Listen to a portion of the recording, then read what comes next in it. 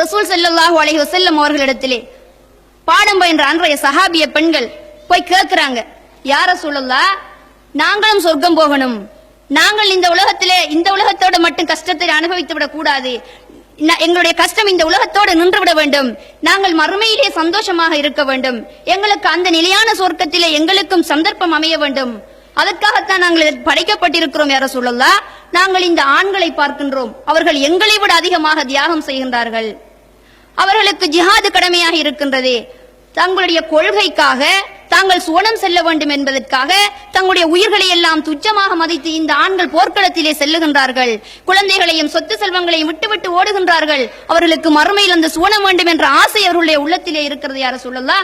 அப்படி ஒரு மிகப்பெரிய பாக்கியம் அவர்களுக்கு இருக்கின்றது. இந்த ஷஹீதுடைய அந்தஸ்து என்பது மிகப்பெரிய ஒரு பாக்கியம், அதனால் எங்களுக்கும் போர் செய்வதற்கு கடமை இருக்கின்றதா என்று அந்த பெண்மணிகள் ரசூல் ஸல்லல்லாஹு அலைஹி வஸல்லம் அவர்களிடத்திலே கேட்கிறார்கள். ஆண்கள் போருக்கு போறாங்க, தங்களோட உயிர்களை தியாகம் செய்யறாங்க, அவங்களுக்கு அதனால சுவனம் கிடைக்க இருக்குது யா ரசூலுல்லாஹ், அப்ப எங்களுக்கு போர் கடமை இல்லையா கேக்குறாங்க. கேட்ட நேரத்துல ரசூலுல்லாஹ் சொல்றாங்க, நாம் உங்களுக்கும் கடமை இருக்குது. உங்களுக்கு என்ன கடமை இருக்குது தெரியுமா? உங்களுக்கும் போர் கடமை இருக்குது. லா கிதாலுன் ஃபீஹி, ரசூலுல்லாஹ் சொல்றாங்க, அந்த போர்ல உங்களுக்கு வெட்டுதல் கிடையாது, ஒருத்தர் வெட்டிக்கிட்டு சாவறது கிடையாது. உங்களுக்கு இருக்கிற போராட்டம் நீங்க செய்யக்கூடிய ஹஜ்ஜும் உம்ராவும் தான் என்று பெருமானார் ஸல்லல்லாஹு அலைஹி வஸல்லம் அவர்கள் சொல்லுகின்றார்கள். இதை நான் ஏன் சொல்ல வர்றேன்டா, எப்படி அந்த பெண்களுடைய ஈமானிய உணர்வு இருக்கிறது என்று பாருங்கள். உயிரை கொடுத்தாவது, இந்த உயிரை தியாகம் செஞ்சாவது நான் சொர்க்கத்துக்கு போகணும், அந்த பெண்களுடைய தியாக மனப்பாங்கு. இது என்ன வாழ்க்கை? இந்த வாழ்க்கை கொஞ்ச கால வாழ்க்கை தான், என்னுடைய உசுறு பெருசு இல்ல, நான் மறுமையில சந்தோஷமா இருக்கணும், அங்கதான் நிலையான உலகம், நான் அங்க நிம்மதியா இருக்கணும் என்கிறத அந்த பெண்கள் டார்கெட் பண்றாங்க. அதனால பெருமானார் ஸல்லல்லாஹு அலைஹி வஸல்லம் அவரிடத்துல இந்த மாதிரி கேட்கிறாங்க. இந்த நிலைமையில நாங்க இருப்போமா? உதாரணம் யோசிச்சு பாருங்க, எங்களுக்கு போர் கடமையாக்கப்பட்டாலும் கூட கடமை கிடையாது, நாங்க யாராவது அந்த களத்துல நிப்போமாண்டா கிடையாது. ஏன்? நாங்க தஅவா களத்திலேயே இல்ல. அன்றைய பெண்மணிகள் போர்க்களத்தில் நிக்கிறாங்க, ஆனா இன்றைக்கு நாங்க தஅவா களத்திலேயே இல்ல. எத்தனை பெண்கள் தஅவா களத்தில் நிக்கிறாங்க? ஆண்கள் அளவுக்கு இன்றைக்கு தஅவா செய்யக்கூடிய பெண்கள் எண்ணிக்கையை பார்த்தா மிக குறைவு. சமூகத்தில் நிறைய ஆண்கள் இந்த தஅவா பணிகளில் ஈடுபடுறாங்க, ஆனா பெண்கள் என்ன செய்யறாங்க? தங்களோட வாழ்க்கை வீட்டோடே முடிஞ்சு, வீட்டை பார்த்தாச்சு, கணவனை பார்த்தாச்சு, பிள்ளைகளை பார்த்தாச்சு, பெத்தவங்களை கவனிச்சாச்சு, இதோட நம்மளோட கடமை முடிஞ்சு போகுது.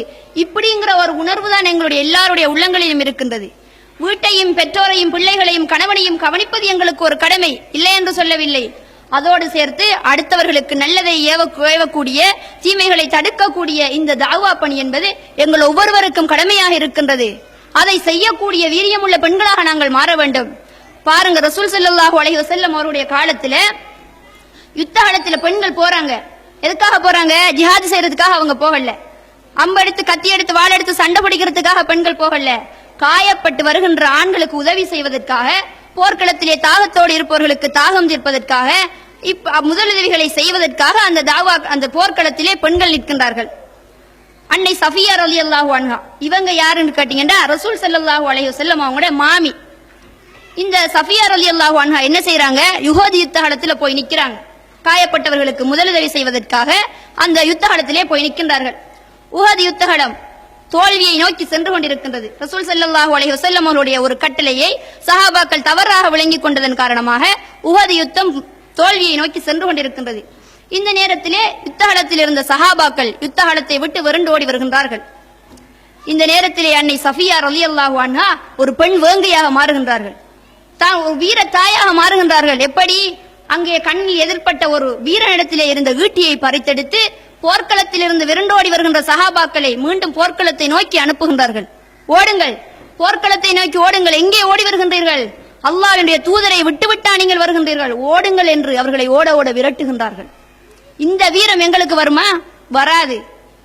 இந்த தைரியம் எங்களுக்கு இருக்கும் என்று சொன்னால், நாளை மறுமையிலே நாங்கள் சுவனம் செல்ல வேண்டும் என்ற எண்ணம் எங்களுக்கு இருக்கும் என்று சொன்னால், நாங்கள் மார்க்கத்தை விளங்கி படிக்கக்கூடியவர்களாக மாறி இருப்போம். இன்றைக்கு நாங்க பாக்குறோம், ஒரு பயானுக்கு வாங்கன்னு சொன்னா எத்தனை பேர் வராங்க. எல்லா ஊர்கள்லையும், பெரும்பாலான ஊர்கள்ல ஒவ்வொரு வீக்ல பயான் நடக்குது. வெள்ளி, சனி, ஞாயிறு, இதுல எதுனான ஒரு நல்ல பயான் நடக்குது. இந்த பயானுக்கு வாங்கன்னு சொல்லி நம்மட வீட்டு பெண்களை போய் கூப்பிட்டா என்ன தெரியுமா காரணம்? எங்க வாரது, நேரம் இல்ல, புள்ள இருக்குது, 2 வயசு பொடியன், 3 வயசு புள்ள இருக்குது, பள்ளிக்கு வந்தா சத்தம் போடுவான், மத்தாக்களையும் கேட்க விட மாட்டான், அவங்களும் கேட்க மாட்டாங்க, நானும் கேட்க மாட்டேன். கடைசியில இப்படி காரணம். இன்னும் சிலருக்கு சொல்ல போனா சுகம் இல்ல வீட்டை யாராவது கெஸ்ட் வருவாங்க, அன்றைக்கு தான் வருவாங்க. எப்ப போய் பயானுக்கு சொன்னாலும் அன்றைக்கு கெஸ்ட் வருவாங்க அவங்களோட வீட்டுக்கு. இப்படி ஏராளமான சாக்கு போக்கு காரணங்களை எங்களுடைய சமூகத்து பெண்கள் சொல்ற செய்தியை பார்க்கிறோம். இப்படியே நாங்க இந்த சிறுவர்களையும் குழந்தைகளையும் கணவனையும் காரணம் காட்டி என்ன செய்யறோம்னு சொன்னா மார்க்கத்தை விளங்குகின்ற அந்த விஷயத்திலிருந்து தூரப்பட்டு போகின்றோம். ஆனால் பெருமானார் ஸல்லல்லாஹு அலைஹி வஸல்லம் அவர்களுடைய காலத்திலே இருந்த அன்றைய பெண்கள் எந்த அளவுக்கு இருந்தார்கள் என்று சொன்னால், ஒவ்வொரு வக்து தொழுகைகளுக்குமாக பள்ளிவாசலுக்கு செல்வார்கள். நாங்க எப்ப பள்ளிக்கு போவோம்டா, நோன்பு வரணும், நோன்பு நாளையில இரவுல தொழுவுறதுக்காக மட்டும் என்ன செய்வோம், பள்ளிவாசலுக்கு போவோம். ஆனா அன்றைய பெண்கள் எப்படி இருந்தாங்கன்னா ஒவ்வொரு வக்துக்கும் பள்ளிவாசலுக்கு போவாங்க. எல்லா வக்தையுமே ரசூலுல்லாஹ்வோட ஜமாத்தோட நின்று தொழணும்ங்கிறது அந்த பெண்களுடைய ஆசையாக இருந்தது. ஒருமுறை ரசூல் ஸல்லல்லாஹு அலைஹி வஸல்லம் அவர்களிடத்திலே சஹாபாக்கள் வந்து சொல்லுகின்றார்கள், யார ரசூலுல்லாஹ், இஷாவுடைய நேரம், இஷா தொழுவதற்கு கொஞ்சம் லேட் ஆகுது. இப்ப ரசூலுல்லாஹ்ட்ட வந்து சொல்றாங்க, யார ரசூலுல்லாஹ், இந்த இரவு தொழுகையை நிறைவேற்றுவதற்காக பெண்களும் சிறுவர்களும் வந்திருந்தார்கள், அவர்கள் எல்லாம் தூங்கி விட்டார்கள்.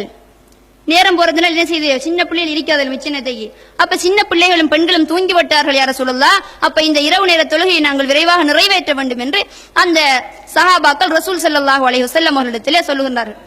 அப்ப பாருங்க, இரவுல கூட பள்ளிவாசல்ல எந்த நாளுமே போறாங்க.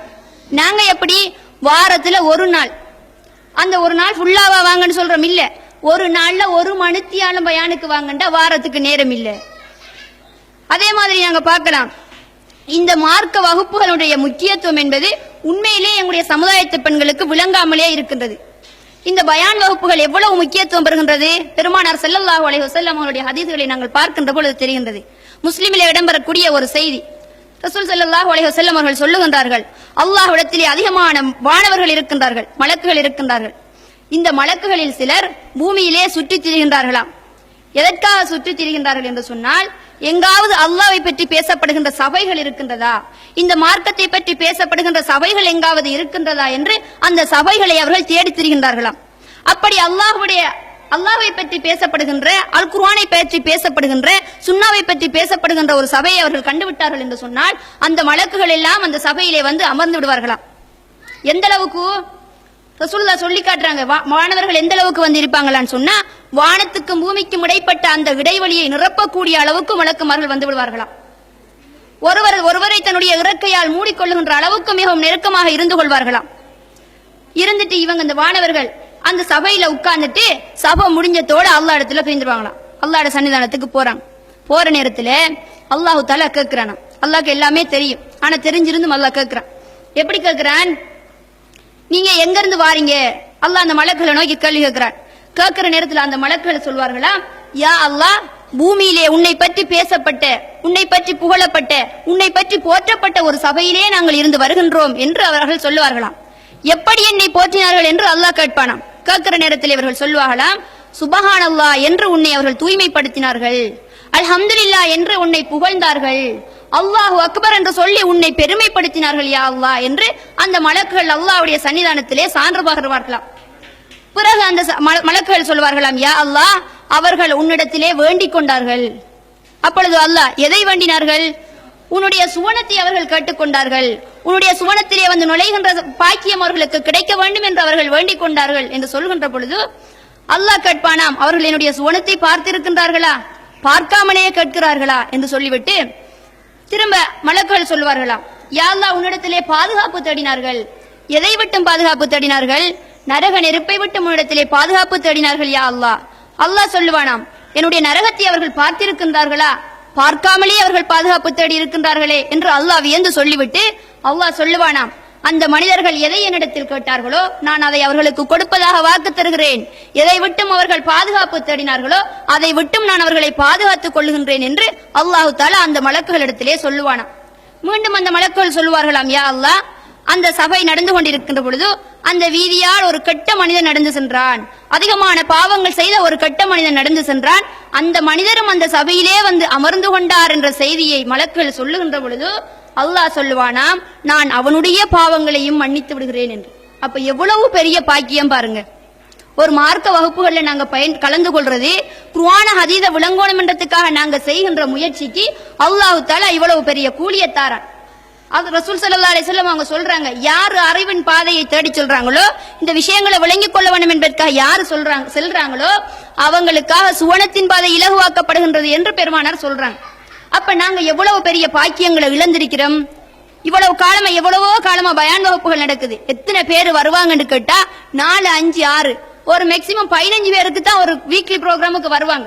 மிச்சாக்களுக்கு எல்லாம் வீட்டுல வேலை, பிள்ளைகள் எந்த நாளுமே பிள்ளைகளோட கிடந்து சாகுறமே, மறுமையில அந்த பிள்ளைகளால எங்களுக்கு என்ன நன்மை கிடைக்க போகுது? நீங்க நன்மை இல்லாம அந்த மறுமையில அல்லாஹ் தஆலா திருமறையில சொல்லி காட்டுகின்றான், யௌம யஃபிருல் மர்ரு மின் அஹீஹி வ உம்மிஹி வ அபீஹி வ ஸாஹிபத்திஹி வ பனீ லிகுல்லி இம்ரின் மின் ஷஅனி யூனி. அந்த மறுமை நாள் எப்படியானது? ஒவ்வொரு மனிதனும் ஒவ்வொரு மனிதனை விட்டு விரண்டோடுவான். கணவன் மனைவியை விட்டு விரண்டோடுவான். பெற்றெடுத்த பிள்ளை தந்தையை விட்டு விரண்டோடும், தாயை விட்டு விரண்டோடும். யாருக்குமே பயனளிக்க முடியாத ஒரு நாள். அவனுடைய செயல்கள் தான் அவனுக்கு அன்றைக்கு அவனுடைய தீர்ப்பை எழுத போகின்ற ஒரு நாள் என்று அல்லாஹ் தஆலா திருமறையிலே சொல்லுகின்றான். குழந்தைகளை கவனிக்கணும், இஸ்லாம் சொல்ற அடிப்படையில் வளர்க்கணும். இன்றைக்கு